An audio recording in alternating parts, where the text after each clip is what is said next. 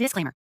The story, all names, characters, and incidents portrayed in this production are fictitious. No identification with actual persons, living or deceased, places, buildings, or products is intended and should be inferred.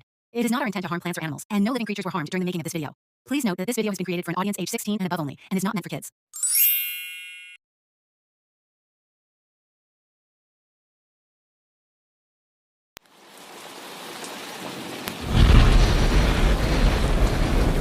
अरे राम राम राम राम, कितनी जोर की बारिश हो रही है।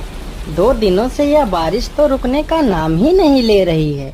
मुझे लगता है अब जल्दी ही मेरी छत से पानी टपकने लगेगा। तभी उधर से एक शेर बारिश से परेशान होकर छिपने की जगह ढूंढते ढूंढते उसी किसान की झोपड़ी के पीछे बने तबेले में घुस जाता है, जिस तबेले में उस किसान के कुछ गधे बंधे हुए थे। अंधेरा ज्यादा होने के कारण शेर गधों को देख नहीं पाता है और उन्हीं के बीच जाकर खड़ा हो जाता है।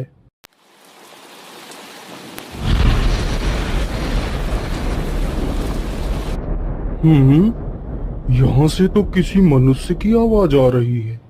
चलो चुपचाप बैठा रहता हूँ, जैसे ही यह आदमी मेरे करीब आएगा मैं इसे खा लूंगा।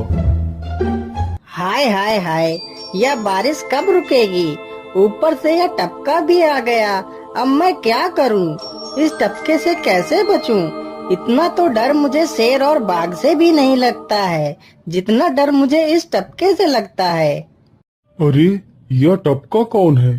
मुझे लगता है यह टपका तो मुझसे भी ज्यादा खतरनाक है।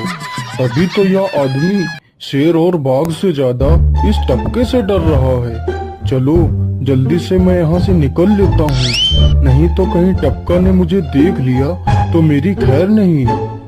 ओहो, अब मैं इस टपका से कैसे बचूं?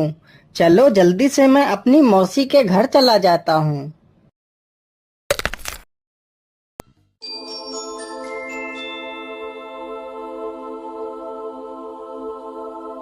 अरे चल चल गधे की औलाद, यहाँ पर छिपा हुआ बैठा है। अरे चल जल्दी। अरे ये क्या, जिसका डर था वही हुआ। यह टपका तो मुझ पर हावी हो गया।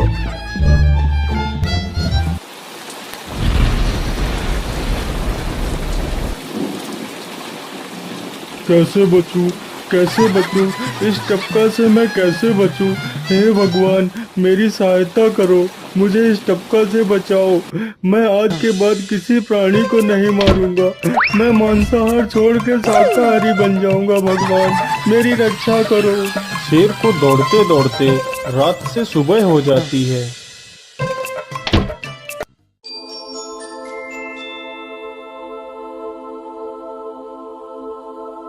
अरे देखो देखो, यह तो शेर की सवारी कर रहा है।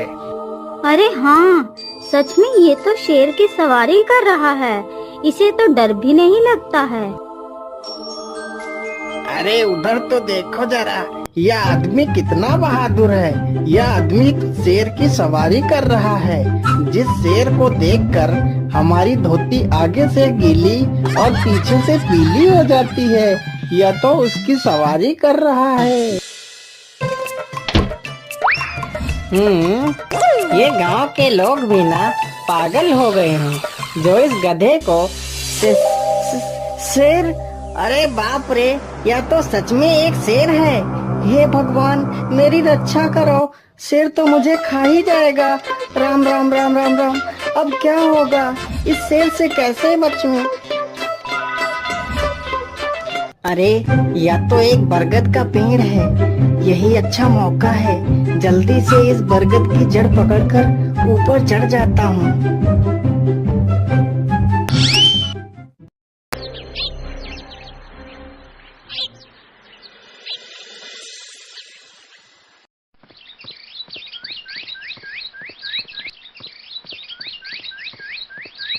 अरे शेर भैया, तुम इतनी जोर जोर से भागते हुए कहाँ जा रहे हो? आप तो बहुत डरे हुए लग रहे हो। आप तो जंगल के राजा हो, आपको किसका भय है? टपका, वो टपका मेरी जान के पीछे पड़ा है। अरे शेर भैया जरा मुझे बताओ, वो टपका है कहाँ? अरे भालू भैया, वो टपका मेरी पीठ से उतरकर उस बरगद के पेड़ पर चढ़ गया है। उसने मुझे रात भर खूब दौड़ाया है। वो तो भगवान का शुक्र है कि मैं जिंदा बच गया। चलो शेर भैया, मुझे उस टपके के पास ले चलो, जरा मैं भी तो देखूं आखिर ये टपका है कौन। अरे नहीं भालू भाई, बड़ी मुश्किल से तो मेरी जान बची है। मैं अपनी जान फिर जोखिम में नहीं डालूंगा। तुम्हें जाना है तो जाओ। अच्छा, ठीक है शेर भाई, तुम यहीं रुको, मैं अभी बरगद के पेड़ पर देखकर आता हूँ आखिर ये टपका है कौन। जाओ जाओ बच्चू, जब वो टपका तुम्हारे ऊपर हावी होगा तो पता चलेगा। अरे कहाँ है यह टपका जिसने राजा जी की हवा टाइट कर दी। चलो इस पेड़ पर चढ़कर देखता हूँ। अरे बाप रे बाप, शेर क्या अकेला कम था, जो ये भालू भी आ गया। मुझे लगता है कि आज मेरी मौत निश्चित है। भालू पेड़ पर उल्टा होकर चढ़ने लगता है। तभी किसान और तेज से कांपने लगता है। कांपने की वजह से किसान के हाथ से छड़ी छूट जाती है और उल्टा होकर चढ़ रहे भालू के पिछवाड़े पर जा लगती है। भालू धड़ाम से जमीन पर गिरता है।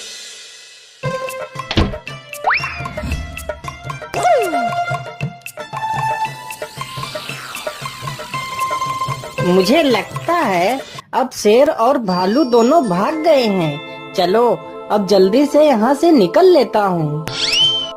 सारे राज्य में यह बात फैल गई कि हरिया किसान बहुत ही बहादुर है और वह शेर की सवारी कर लेता है। धीरे धीरे यह बात राजा तक पहुँच गई।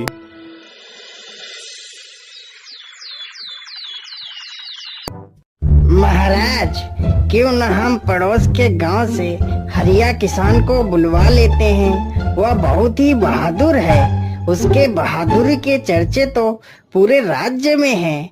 मुझे पूरा विश्वास है वह इस काम को जरूर कर सकता है। वह इस दुष्ट शेर को जरूर पकड़ लेगा।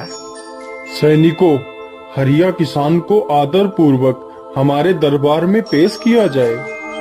महाराज, आपने हमें याद किया। बताइए क्या बात है। मालिक, हमसे कोई भूल हो गई क्या मालिक? नहीं हरिया, तुमसे कोई गलती नहीं हुई है। यह कुछ लोग पड़ोस के गांव से आए हैं। इनका कहना है कि इनके गांव में कोई दुष्ट शेर आ गया है जो इनके पशुओं को उठाकर ले जाता है और उन्हें मारकर खा जाता है। हमने तुम्हारी बहादुरी के बहुत सारे किस्से सुने हैं। तुम बहुत ही बहादुर हो, इसलिए मैं तुम्हें उस शेर को पकड़ने की ये जिम्मेदारी सौंपता हूँ। अरे बाप रे बाप, उस बार तो मैं शेर के हाथों बच गया था, लेकिन इस बार मैं नहीं बचूंगा। अगर मैंने महाराज को सच सच बता दिया तो झूठ बोलने के जुर्म में मुझे फांसी पर ही चढ़ा देंगे। अरे हरिया, तुम मन ही मन क्या बड़बड़ा रहे हो? कुछ नहीं महाराज, कुछ नहीं। मैं सोच रहा था कि मैं शेर को कैसे पकड़ूं। ये लो हरिया, कुछ स्वर्ण मुद्राएं रख लो, ये तुम्हारे काम आएंगी। क्या करूं, कैसे पकड़ूं उस शेर को? ये महाराज ने भी मुझे कैसी दुविधा में डाल दिया है। क्या करूं, क्या करूं? हाँ, मिल गया। फिर हरिया बाजार से एक रस्सी और एक जाल तथा एक बकरी खरीद कर लाता है।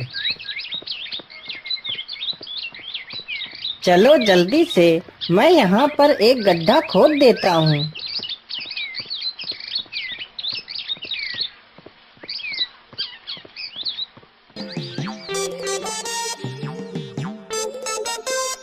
गड्ढा तो खोद दिया। चलो अब जल्दी से इस बकरी को रस्सी से बांध देता हूँ।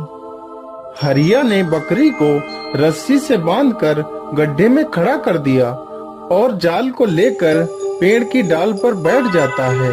थोड़ी ही देर बाद जब बकरी को भूख लगती है तो वह चिल्लाने लगती है।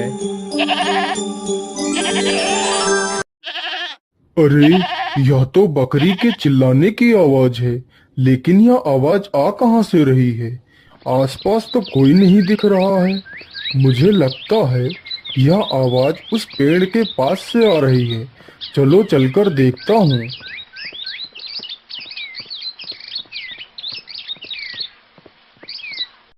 अरे वाह, आज तो शिकार मेरे पास खुद चलकर आ गया। शेर तुरंत ही बिना देर किए हुए गड्ढे में छलांग लगा देता है। तभी किसान तुरंत ही बकरी को ऊपर खींच लेता है और जाल को गड्ढे के ऊपर गिरा देता है। शेर गड्ढे में ही फंस जाता है। यह देखकर गांव के सभी लोग बहुत ही खुश हो जाते हैं।